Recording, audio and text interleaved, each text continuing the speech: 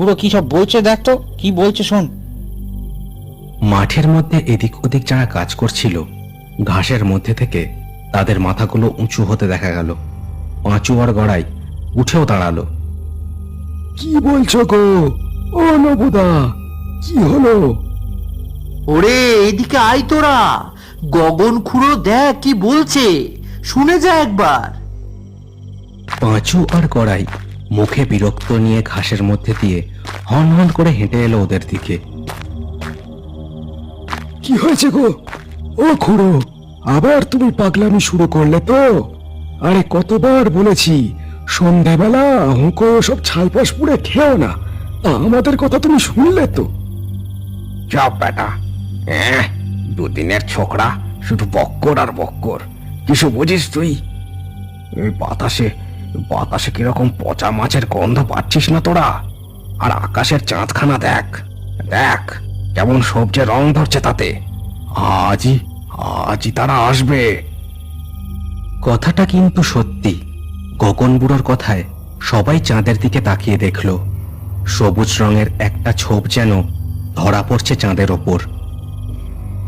তাই তো রে, আকাশটা সত্যিই আজকে কেমন অদ্ভুত লাগছে। কেন বল দেখিনি, কি ব্যাপার বলো তো খুড়ো? ওরে সব বলবো তোদের, আগে আমি যা বলছি জলদি তাই কর, নইলে নইলে কিন্তু অনেক দেরি হয়ে যাবে। এই দিনটার জন্যই আমি অপেক্ষা করতে করতে বুড়ো হয়ে গেলাম। কি কি কি কি করবো খুড়ো? কি কি কি বলছো তুমি? কিছুই যে ছাই বুঝি না। আমাকে কয়েক তলা মাটি এনে দে, একটা গামছায় জড়িয়ে, তারপর বলছি। জলদি কর তোরা, জলদি। গগন মাঝির কথায় সবাই অবাক হলেও নবু আর পাঁচু মাঠের যেদিকে মাটির আল কাটা হয়েছে সেদিকে গেল মাটি আনতে। কয়েক মিনিটের মধ্যেই কয়েক তাল মাটি এনে গগন মাঝির সামনে রাখলো ওরা। মাঝি তখনও আকাশের দিকে দেখছে আর বিড়বিড় করছে একভাবে। গগন মাঝি এরপর বিড়বিড় করতে করতেই নিজের হুঁকোর টিকে থেকে ছাই হাতে নিয়ে ফু দিয়ে গুঁড়ো করে ছড়িয়ে দিল মাটির ওপর।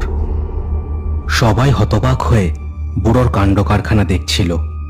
গগন এবার ওদের দিকে তাকিয়ে বলল, এবার এবার এই মাটি গুঁড়ো গুঁড়ো করে যত তাড়াতাড়ি সম্ভব ছড়িয়ে দে ধান ক্ষেতগুলোয়, জলদি কর।